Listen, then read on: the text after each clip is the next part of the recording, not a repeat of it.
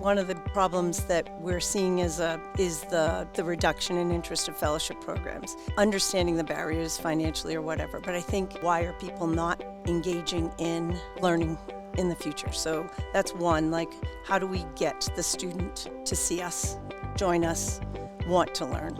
I think people don't recognize what you gain from fellowship training, and that anyone can gain something. You're not just doing it to be a researcher.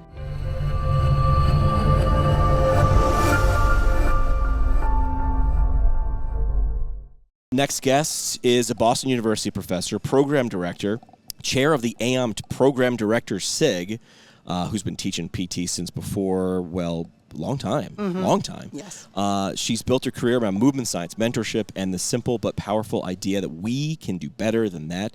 Dr. Lee Marinko, welcome to the show. Thank you. It's nice to be fellow here. Giants fan. Oh, absolutely. We're doing well. We're this doing year. okay. We're doing okay. We're doing better. Are We beat the Patriots twice in the past, so well, then we're fine. It's no big deal. You're giving a talk here at this big fancy dance. No, I'm not. Oh, you're not talking. Thank Sorry. Goodness. But you've been teaching for. I've been teaching for 26 years. Wow. Yes, 26 years. All right, let me ask you this: why'd you start, and why you still do it? Are they the same reasons? Actually, yes, that's interesting. I started because I was in my career of about 5 or 6 years, and I wanted more. So maybe I could try this.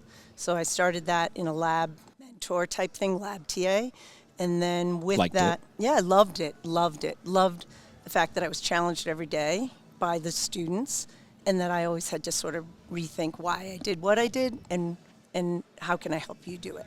So that is where it all began. And then from there, I thought this academia piece would be fun, and I got I got my SCD in movement science. So that's how I entered into academia, and it worked out. And so far, it's been good. But do you still do it for the same reasons? Is it different? Is it different?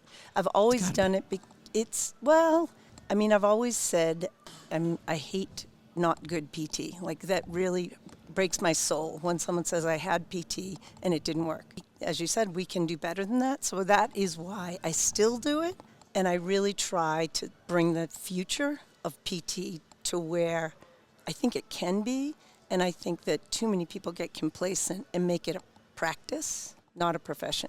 Understood. And you're at Boston University. Yes.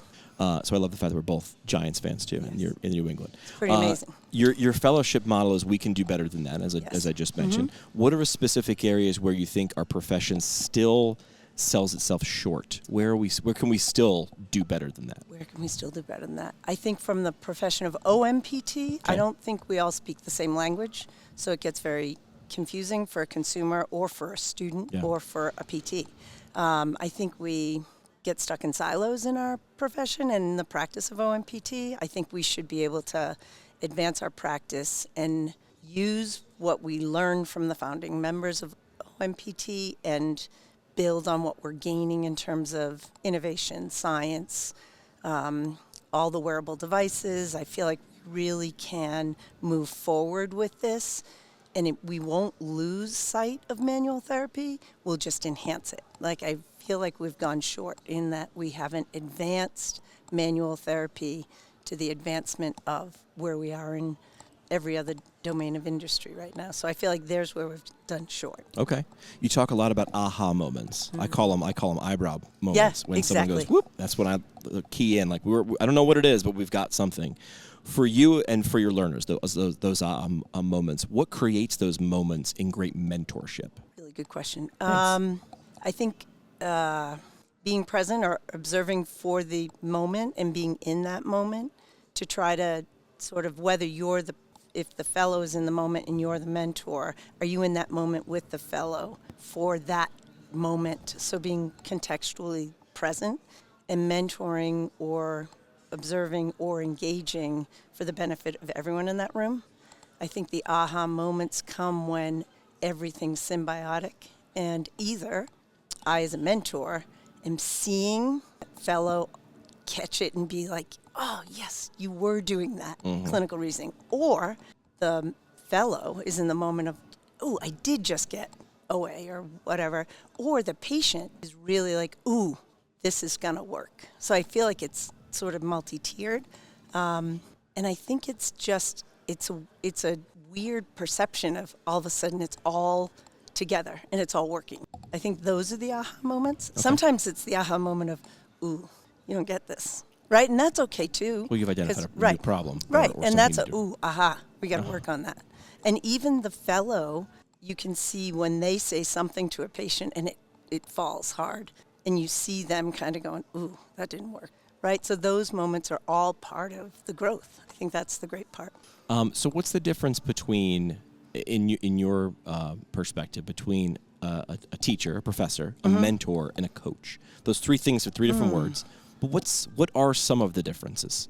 I think a teacher has objectives that they're trying to meet and making sure that that's happening.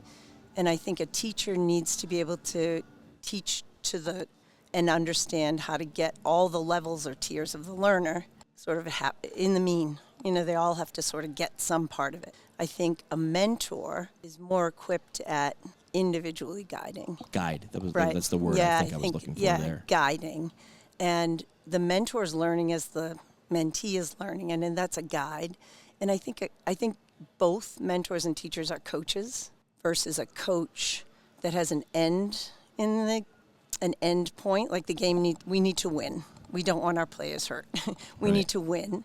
I think a coach is looking at the end maybe more and shuffling in, and we all do that in teaching and in mentoring, but I think that's the three. I like it. Yeah, that's good. And I feel like those words are used interchangeably a lot, but they're different. There's some similarities and crossovers, but there are also some differences. Movement science and manual therapy used to be seen as separate lanes. How have you woven those together in your teaching?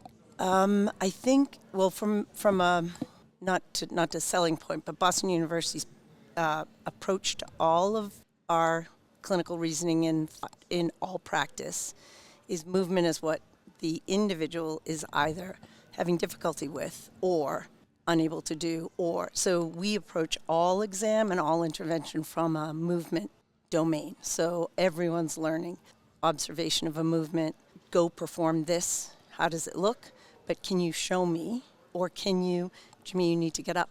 Let's try it, let's see, and then being able to watch it. So I think the approach of every single encounter is observation of how you're engaging in that encounter and under what context. And then how are we going to scaffold your knowledge of biomechanics and what is happening physiologically, or if we go to manual therapy, what's happening within the musculoskeletal system, what are the external inputs, what are the internal moments that are occurring here, and where am I equipped to either assess or intervene, and can I?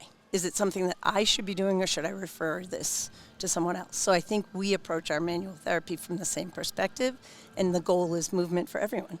I mean, movement is health, so if you can't attain it, then, Yeah.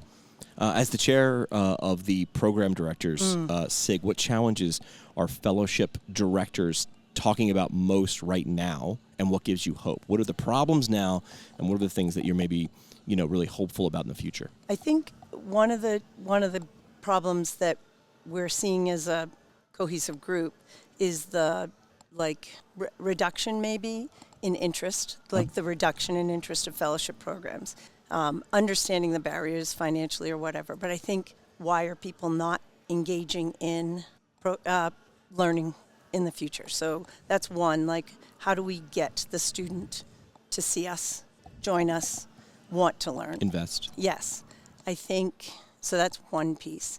I think the other piece is the AAOMPT is an organization that represents orthopedic manual physical therapists, and there's a little tug of war between orthopedic physical therapy and APTA and orthopedic manual physical therapy. What's the difference? Who are we? Where do we stand? I think the failure for sort of understanding our lane, and that our lane is across all, and I don't know if students know that, so I think that's a challenge, or the future learners. I think people don't I don't like the word value, but recognize what you gain from fellowship training, and that anyone can gain something. You're not just doing it to be a researcher, or doing it to So how do you do that? How do you make sure people can see that? That's the existential question. Like, where do we do this? We get you. Podcasts and yeah, videos. we bring you. Well, I say, I've said before, my favorite day in third grade was show and tell. Yes. Tell's fine. Show's better. Yes. We're in a show business. I've challenged healthcare providers. I'm like, you're in a show business whether you like it or not, whether you know it or not. And how do you speak it outside? Because we're really good within our own inner circle. Yeah. I know you. We know each other. But who does... Yeah, so I don't know. That's you. That's why we have you here. No pressure. No pressure. Bonus question. Yes. If you could give one piece of advice to a brand new faculty member teaching manual therapy for the first time, what would it be? Humility. Ooh, okay.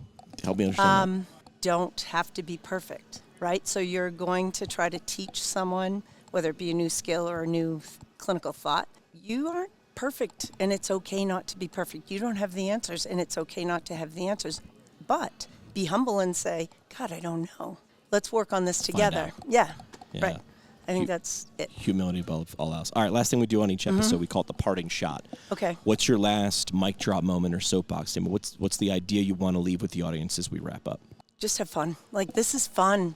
This journey we're all on together should be fun. We shouldn't be fighting with that. We shouldn't be competing with each other. The end point is all of us to be happy and healthy. Let's do it that way. Love it. Fantastic. Really appreciate you taking some time out, Lee, and talking with us. And maybe we'll bring the show up live to Boston or something like that. We'll do a New England show and bring out the lights and the cameras. We'll show. My manager, the clinic manager, I'm going to plug. Okay. Boston University Physical Therapy Practice, which is our clinical center, has 15 fellows that are on the floor. Single entity practice, largest practice with that many fellows in the New England area. Well, kudos. So maybe kudos we need to bring us. You need to come to us. The only way other people find out about that is we show tell that. Yeah. And we are the only ones that Carden made a custom stool, like the little wheelie stools. Yeah. We have the red stool that goes for BU Red. And, no logo on the it. Color, it's though. just red and black. Love it. Mm-hmm. All right. We appreciate your time. Thanks for talking to us here today. Thank you. Thanks for listening to Hands On, Hands Off, the official podcast of AAOMPT. Subscribe now so you never miss an episode. And connect with us at aompt.org or at AAOMPT on social. Opinions are those of the guests and not official AAOMPT policy. See you next time.